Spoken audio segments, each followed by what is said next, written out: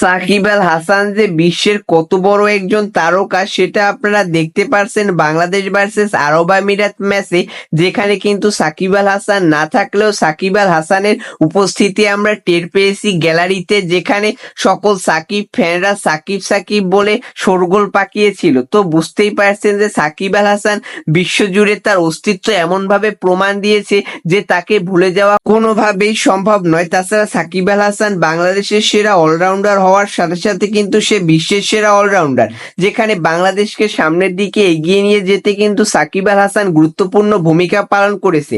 যেখানে বাংলাদেশের প্রত্যেক প্লেয়ারই ব্যর্থ ছিল, সেখানে কিন্তু সাকিব আল হাসান একলাই বাংলাদেশ দলটাকে সামনের দিকে এগিয়ে নিয়ে গেছে। কিন্তু সাকিব আল হাসান কখনো তার অহংকারে পতিত হননি, সবসময় বাংলাদেশের ভালোর কথা ভেবেছেন, বাংলাদেশের ক্রিকেটের উন্নয়নের কথা ভেবেছেন। তাই হয়তো আজ বাংলাদেশের সকল দর্শকরা সাকিব আল হাসানকে খুব মিস করছে।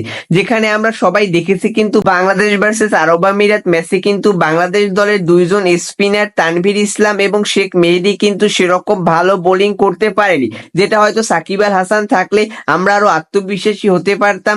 ব্যাটেও সাকিব আল হাসান যেরকম কার্যকরী সেরকম বোলিং এ কিন্তু অসাধারণ কার্যকরী সাকিব আল হাসান। যেখানে শেখ মেহেদী মাত্র আরব আমিরাতের বিপক্ষে 2 রান করে প্যাভিলিয়নে ফিরে গেছে, সেখানে অবশ্যই সাকিব আল হাসান থাকলে আমরা ভালো কিছু আশা করতে পারতাম। একজন ভালো প্লেয়ার যদি আপনার দলে থাকে তাহলে আপনি এমনিতেই মোটিভেট হবেন এবং দল এমনিতেই ভালো খেলবে।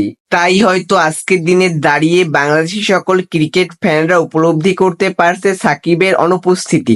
তাই আমরাও সবাই চাইবো যে সাকিব আল হাসান যাতে খুব দ্রুতই আবার জাতীয় দলে ফিরে আসতে পারে এবং 2026 টি-20 বিশ্বকাপের জন্য সাকিব আল হাসান বাংলাদেশ দলে বিবেচিত হতে পারে।